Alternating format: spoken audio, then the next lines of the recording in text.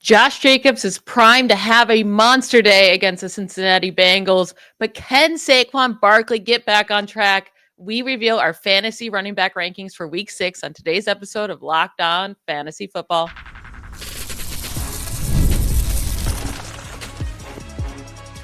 You are Locked On Fantasy, your daily NFL fantasy podcast. Part of the Locked On Podcast Network, your team every day. Welcome into the Locked On Fantasy Football Podcast. Thank you for making us your first listen every day. I'm one of your co-hosts, Michelle Magdziuk, and when I'm not doing this, I'm a researcher and fantasy analyst with NFL Network. And I'm your other co-host, Vinnie Iyer. When I'm not doing this, I'm writing about NFL fantasy and betting for sportingnews.com. Today's episode is brought to you by FanDuel. Right now, new customers can bet just $5, and if your bet wins, you'll get $300 in bonus bets to use across the app. On today's episode, we are going to reveal our running back rankings for Week 6, get into all that good stuff. We already hit on our quarterback and tight end rankings on yesterday's show, so you can go listen to that if you missed it. But let's just hop right in. And at the top of our running back rankings, no surprise here, is Jonathan Taylor. He's been balling out. He's the running back one on the year, and there's no reason to think he won't do it again and have a great game against the Cardinals.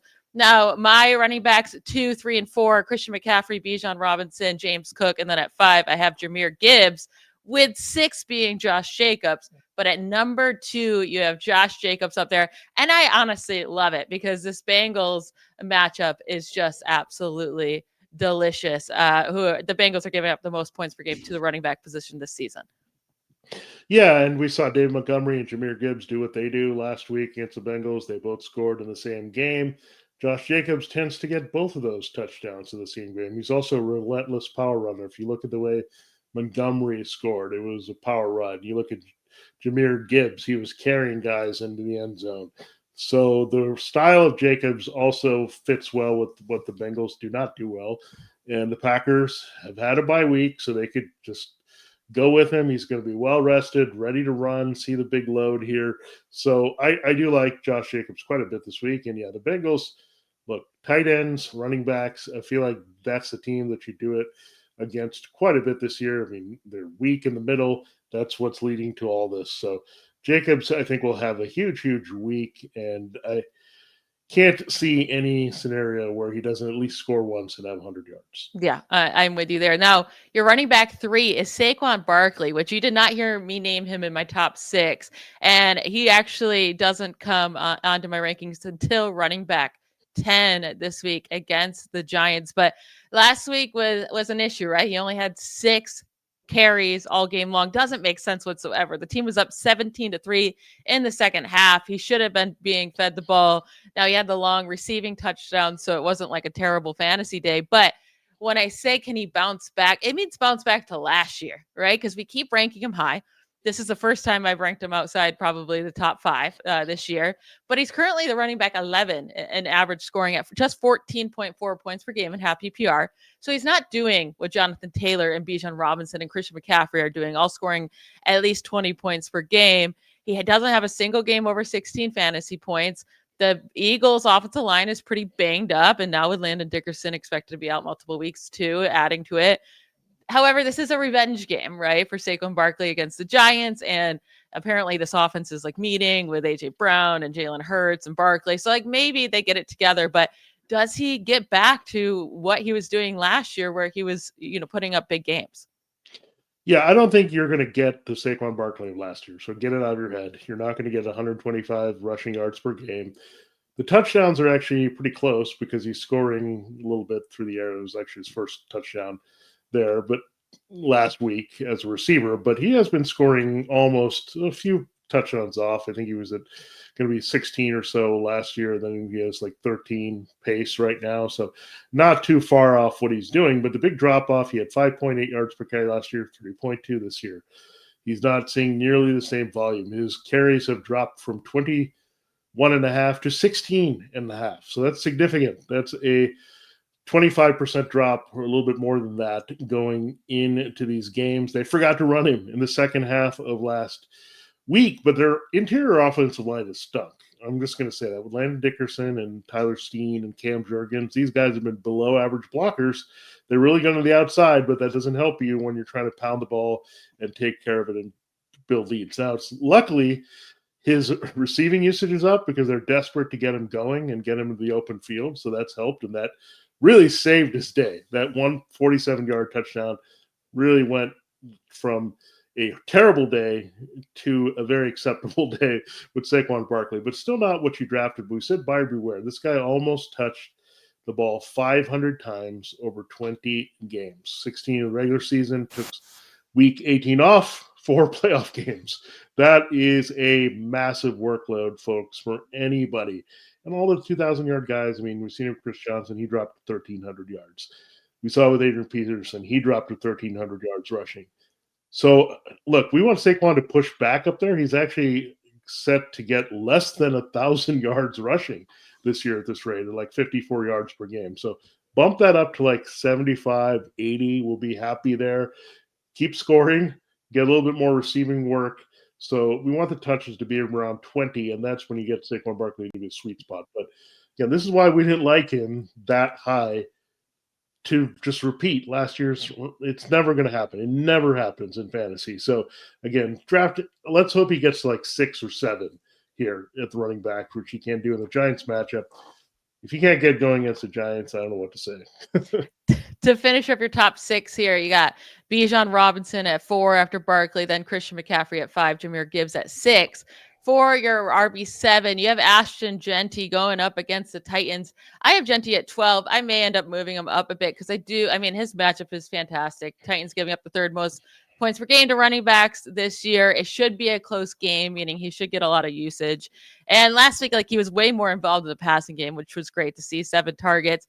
He still has only had that one really big game in week 4. Week 5, it was a modest game with 13.4 points. But the Titans, like Jonathan Taylor went off against them in week 3. Woody Marks went off against them in week 4. Michael Carter just put up 16 fantasy points against them in week 5.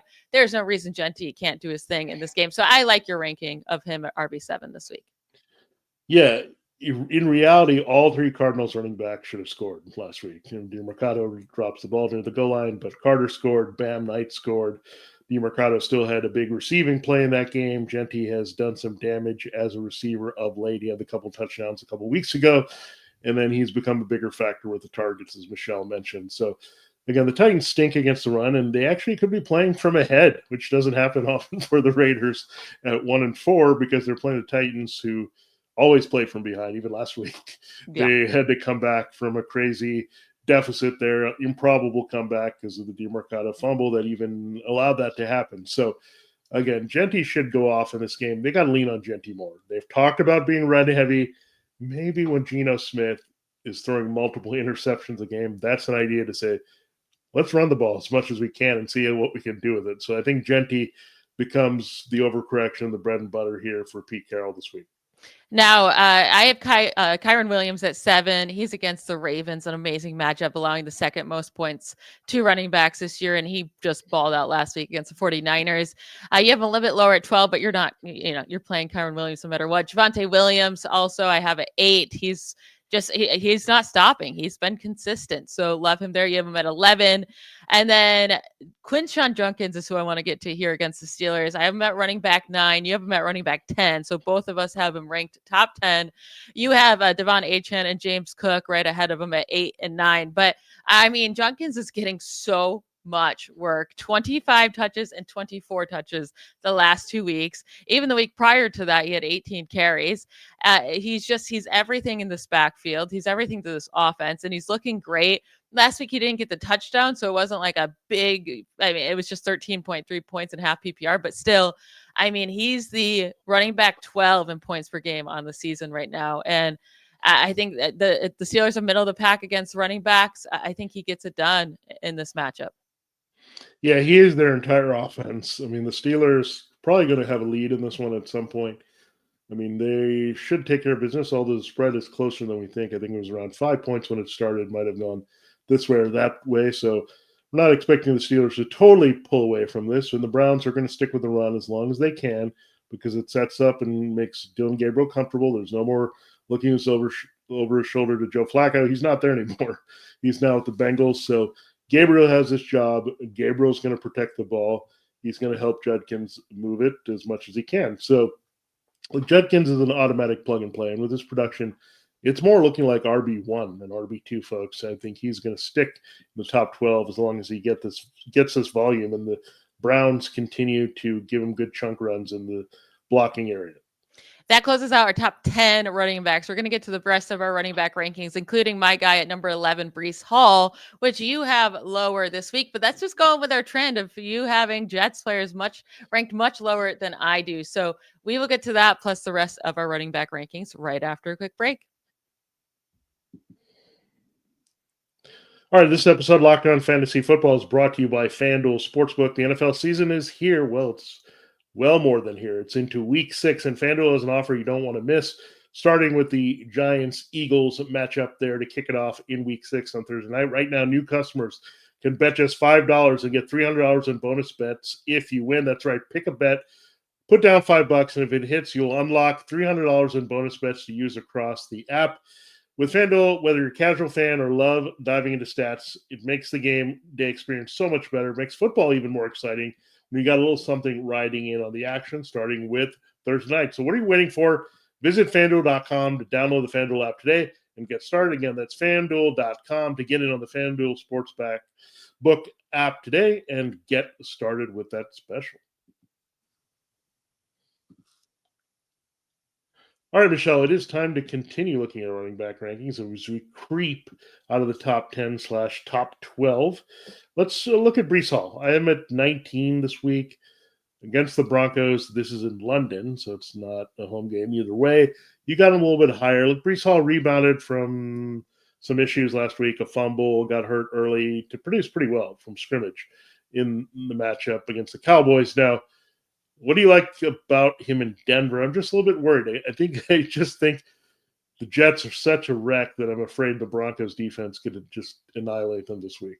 Yeah, they could annihilate them, and I think that's fair. Like the whole thing with me having them for fantasy points with Justin Fields and Garrett Wilson and Breece Hall, it's not that I think they're going to beat the Broncos or maybe even keep it close. It doesn't matter, right? Because with Breece Hall, we want those targets and those receptions. So if they are down, hopefully he can start, getting work in the passing game. But also, he's looked good on the ground too. Like he looks like he has great burst. He's looking like himself.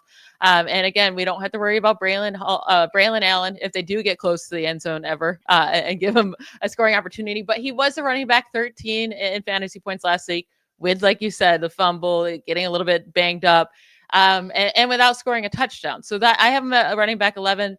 The Broncos defense, they're giving up fantasy points to the running back position, and where they're really doing it is through the air. I mean, they're giving up the 6th most receiving yards to running backs, so that's great for Breece Hall. Even Jonathan Taylor had 50 receiving yards. Omarion Hampton had 59. Saquon Barkley had 58, and Barkley hasn't been a big receiving back with the Eagles. Chase Brown 31, Tony Pollard 29. So it's like Jonathan Taylor, Hampton, and Barkley all had really good days against the Broncos. Chase Brown and Tony Pollard don't have good days against anybody. So I don't think the Broncos are the scary defense that you have to stay away from. So that's why I like Breece Hall this week. Now, Rico Dowdle, we have to talk about him because two balled out in his start last week against the Dolphins. 206 rushing yards, 23 carries. But Chuba Hubbard is considered day to day, right? So let's say, it's another great matchup against the Cowboys, and it's a revenge game for Rico Dowdle. So those two things, love it. But if Hubbard does play, where does your confidence lie with Dowdle? Are you still starting him?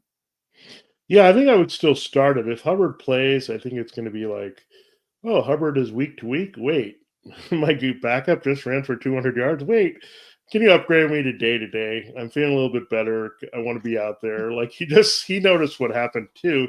He doesn't want to lose his job, but I'm sorry, if you rush for 200 yards, the team's going to take notice. And they have paid Chuba Hubbard. So I think they might feel obliged to give him the key touches, but if they bring him in and they activate him, they could say, hey, you're not fully 100%, and we want to give Rico another shot here to give you some time to heal.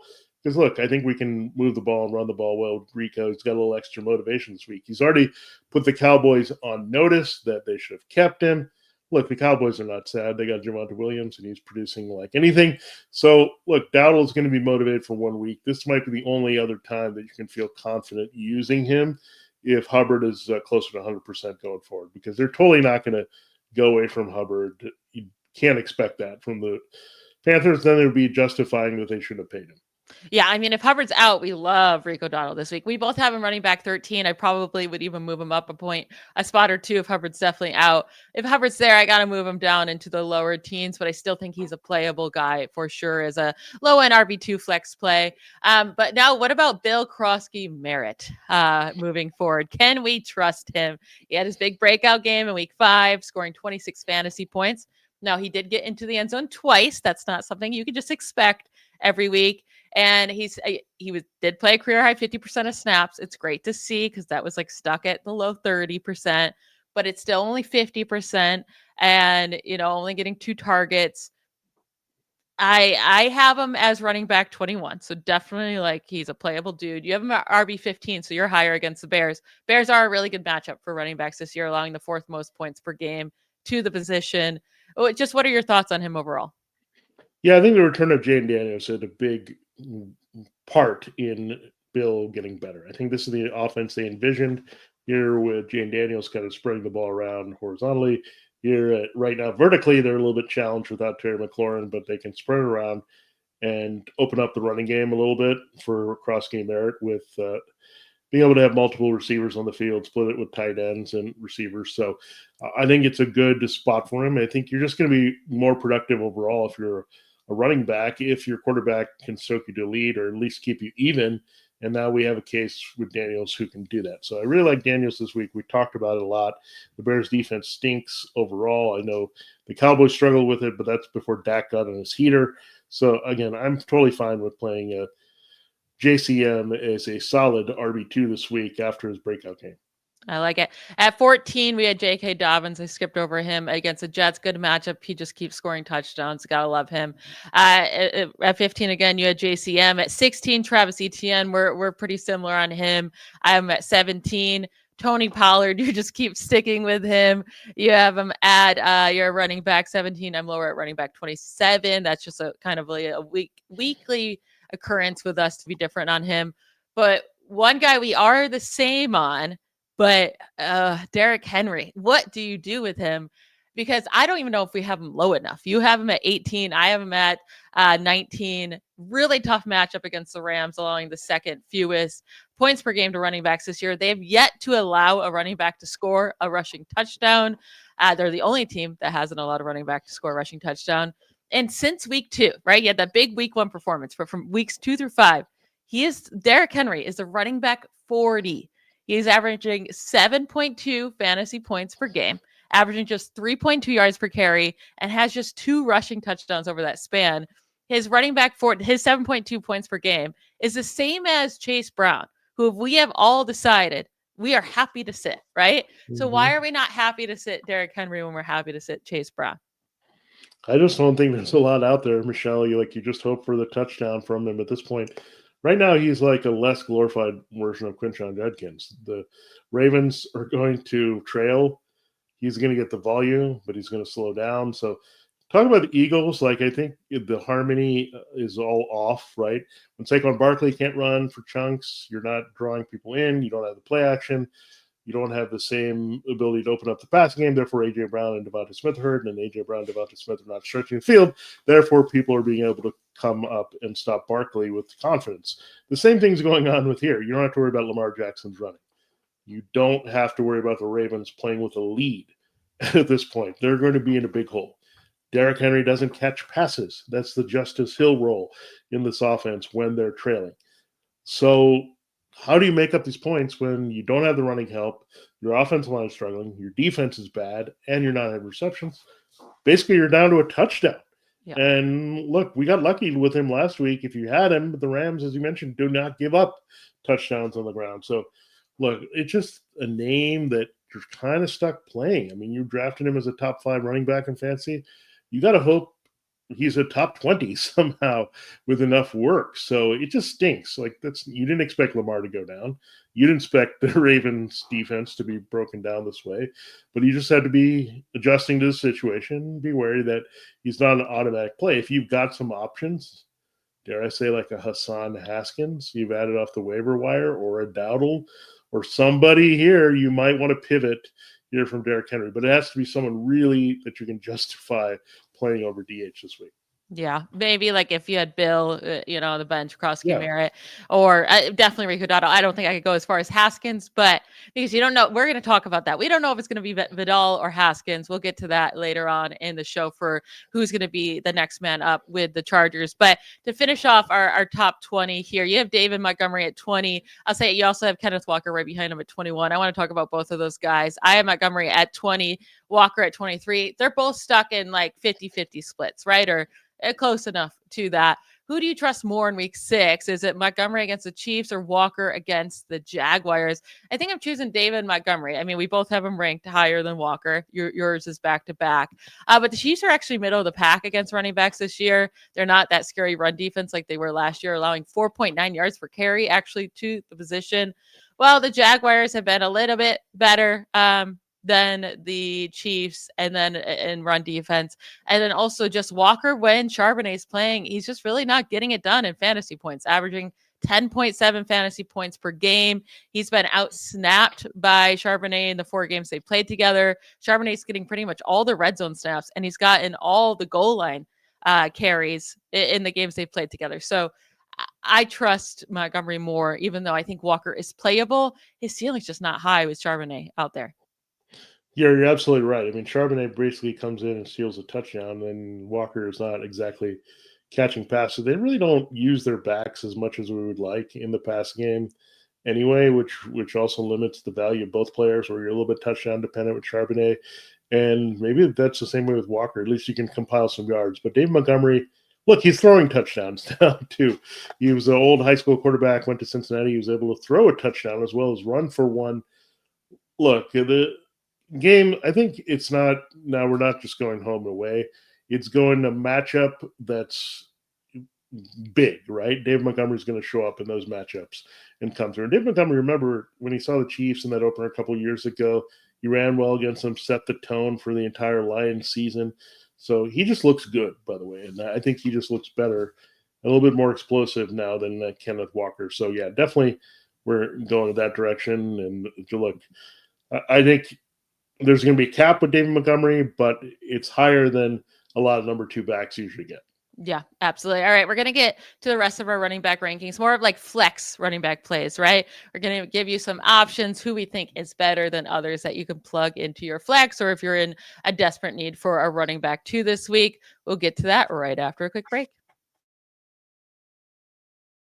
I'm Cody Rourke from Locked On Broncos, and this episode is brought to you by Peloton. Peloton is shaping the future of fitness with the brand new Peloton Cross-Training Tread Plus, powered by Peloton IQ. This is Peloton's most advanced equipment yet, giving you real-time guidance and endless ways to move, whether you're running, lifting, or you're cross-training with your favorite instructors like Alex Toussaint. It's training reimagined to make your workout more personal. Peloton is built for breakthroughs with features that help you plan, stay motivated, and hit peak performance. You can let yourself run, lift, flex, and go, while Peloton handles all the rest. Plus, Peloton IQ provides real-time strength coaching, tracking your progress and suggesting weights that challenge you so you can get stronger. Plus, the new movement tracking camera, it counts your reps and corrects your form in real time, making sure every rep is safer and smarter. So let yourself run, lift, flex, push, and go. Explore the new Peloton Cross-Training Tread Plus at onepeloton.com. All right, let's finish up our running back rankings for week 6. Now we have, I have some questions for you, flex plays that you'd go with. Let's start with this. Rachaad White against the 49ers, expecting Bucky Irving to miss another game, or Cam Scatterbo on Thursday night against the Eagles with Tyrone Tracy coming back, but there was just news that Jalen Carter is dealing with a heel injury. So if he misses, that makes the Eagles' run defense very much different. But which way do you lean there? I have both of them ranked pretty high, actually. I have Rachaad White at 16, Cam Skattebo at 18. You have them ranked back-to-back at 22 for White and Cam Skattebo at 23. So are you leaning White even though it's that close in your rankings? Yeah, I mean, White should see the majority of touches. We know we had Sean Tucker make an appearance, but White did get the pay dirt. He did get the receiving work that we were looking for in that matchup. Now, the 49ers are a little bit tougher because you have Fred Warner lurking out there. He's a little better in coverage than what we saw against Seattle. So it's going to be tight. I think Skattebo has to get involved early here. I'm a little bit afraid here that the Eagles can jump on it, but Carter not playing would be a big boost to his value, but then Tracy's coming back. So I think it's a slight edge to White this week, given that he's been productive, and whoever it seems like that is in the Buccaneers lineup at wide receiver or running back, they seem to just produce in this offense period for Baker Mayfield. Yeah, he was the running back 7 last week. Rachaad White was at 21.1 fantasy points at half PPR. And the last 2 weeks, Kyren Williams put up 27 points against the 49ers, Travis Etienne 19. So not too scary of a matchup. So I lean Rachaad White with you. Now, Michael Carter, he is apparently the lead back with the Cardinals. Would you go with him against the Colts or Alvin Kamara against the Patriots? This might seem like a crazy question, but I'm going with Michael Carter because Alvin Kamara just hasn't been doing literally anything the last 3 weeks. 6 points, 9 points, and 7 points. And the Patriots is not an easy matchup for fantasy running backs. Devin Achane is the only running back who has scored more than 11 points against the Patriots this year. And Achane had 8 receptions for 92 yards in that game. It had nothing to do with his production on the ground. Well, you might say that's great for Kamara. He's not getting the receiving work that he's gotten in his career. So I don't want to start Kamara at all this week if I don't have to. So definitely leaning Michael Carter here, who led this backfield in touches by far. And who knows what this team's going to do with Amari DeMarcado after his terrible mistake towards the end of that game. Yeah, what is happening here, I think the Kellen Moore influence on Kamara is happening where Kellen Moore's trying to do what he likes to do and not force Spencer Rattler into like, hey, you're limited. Just throw the ball, dump it, dink and dunk it all over, right? And that's why we've seen Juwan Johnson and Kamara's drop, right? They're being more aggressive. Say, throw to your wide receivers. Chris Olave and Rashid Shaheed are not the worst combination here in the league. So that's what you're seeing is like they're being more aggressive than you thought they would be with Rattler. And look, that just develops with the confidence they have in Rattler. So again, I look at this Patriots matchup. It's not good. They contained James Cook last week. I mean, they're a little bit more vulnerable against downfield receivers with bigger bodies here. So I think this is not the best. Maybe it's more of Olave and Shaheed in this one. Then you look at getting the targets. I think Juwan Johnson, you can also throw on the tight end here. So interesting here. But Kamara, look, I have him slightly above Carter. I'm not thrilled about either of these guys. The Colts are also playing pretty good defense at home. So if I could find somebody else, like I want to find that person, I would take a shot on Zach Charbonnet in that matchup. I would take a shot on Kareem Hunt after his couple touchdown game here. So I would feel a little bit better that I can get something where I feel like Kamara and Carter could really disappoint based on their usage in relation to other players. Now, we had injury news on Antonio Gibson that he tore his ACL and will be out for the year. So, and he's been getting decent amount of snaps, right? So that means Ramondre Stevenson should be pushed up. And you have him at running back 24. I have him at running back 28 at the moment against the Saints. He'll probably be pushed up a couple spots there. So like we feel confident that he should get more work, that he's the guy in the backfield that you would trust to play the most. But Travion Henderson, we're still waiting for his breakout, right? He did play on a career high 50% of snaps last week with Gibson being hurt, but he only played one fewer snap than Stevenson in the game. However, the touches really just weren't there. He had 8 touches in the game, 6 carries, 2 receptions, and Stevenson stole both of the rushing touchdowns. We'll see if Stevenson, can, or if Henderson can get more involved in this game, but the wild thing is that how much Stevenson is dominating third down snaps. So you might think, okay, this Gibson injury will open up third down snaps for Henderson. It's been Stevenson dominating. It's playing on 51 of 77 third down snaps for the Patriots this year. So I don't know what to do with Henderson. What are you doing with him? Yeah, here we go. It's the old Josh McDaniels Patriots backfield dilemma is back. And we talked about this a little bit. We didn't make a big deal of it after they got Henderson. We thought just the talent would rise a little bit. But Stevenson, remember, started out in this role. I think he's a pretty good power back, and we saw he can finish drives. But he started out with McDaniels in kind of this receiving role that was very specific. Then they had to change things. They had some other guys in here that got hurt, and they had to make Stevenson the lead back to do like the power work. So now it's kind of a role reversal. Henderson's not totally capable of doing the early downs either. He's not like Judkins is built, his former Ohio State teammate. So there's like a little bit of usage conundrum with these two guys. I think they're going to probably lean to whoever's, quote, the hot hand, and that could happen from game to game. Remember, Stevenson was ice cold early against the Bills, and he got red hot later in the game with the touchdown. So I just think it's very fickle right now. We're just going to roll with Stevenson as being the guy because he has a better chance to score with his touches than Henderson at this rate, and hope for the best. It's just an ugly, ugly situation, but I don't think Henderson's playable. Now we need to finish up here. We need to figure out who is the replacement in the Chargers backfield. Is it Kamani Vidal? Is it Hassan Haskins? Doesn't matter, right? Maybe both are bad, or maybe they split the backfield because they did split snaps last week.